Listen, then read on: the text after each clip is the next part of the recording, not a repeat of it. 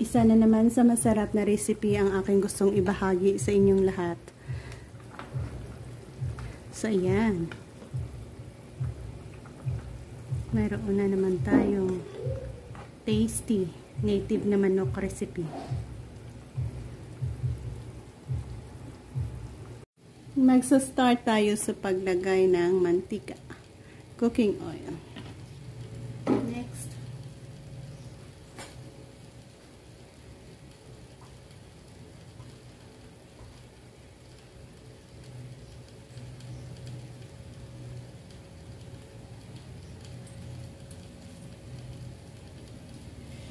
Astuidi.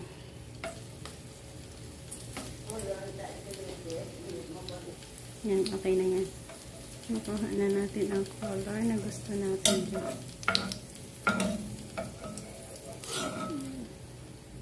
Ayun. Isa.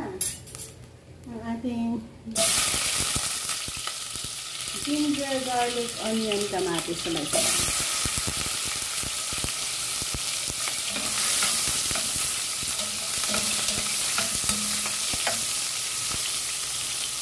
Ngayon, lagay na natin ang ating native chicken manok. Wow!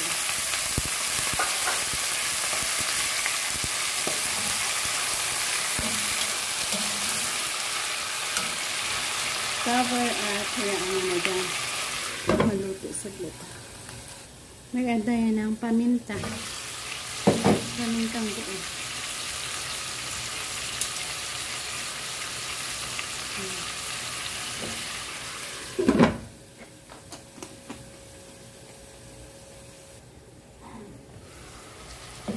Wow, looking good. Lagyan natin ng tanglad. Isang pirasong tanglad.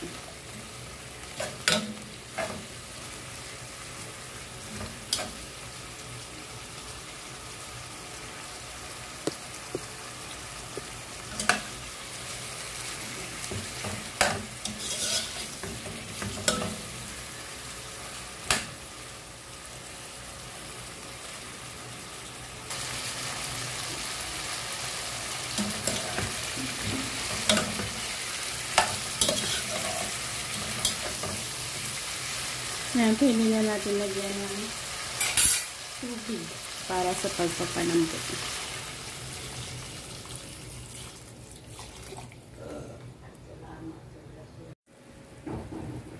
Yan, malambot at kapayas ang ating next na i-add on dyan.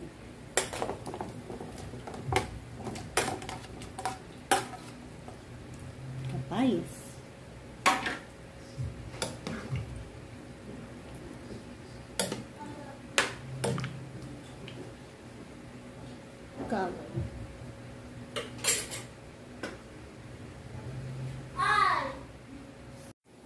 Yan.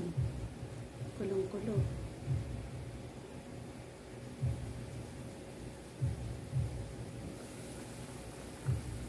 Native na tinulang manok. Yan ang ating recipe na ginagawa ngayon. Shout out sa mga viewers natin dyan. So, nalagyan na natin yan ng papaya.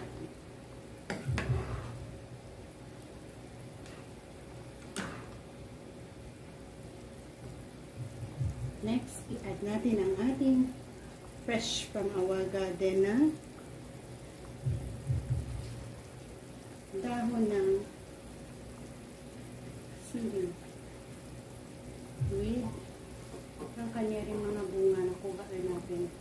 Marami rin kasi siya bunga. Dahon ng sili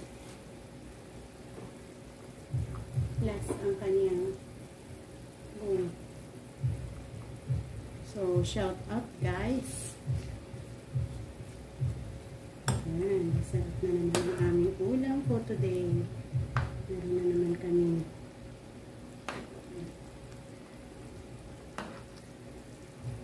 hihigupin, native manok. Shout out sa Amon Inday. Always nag-provide ka naman ka manok.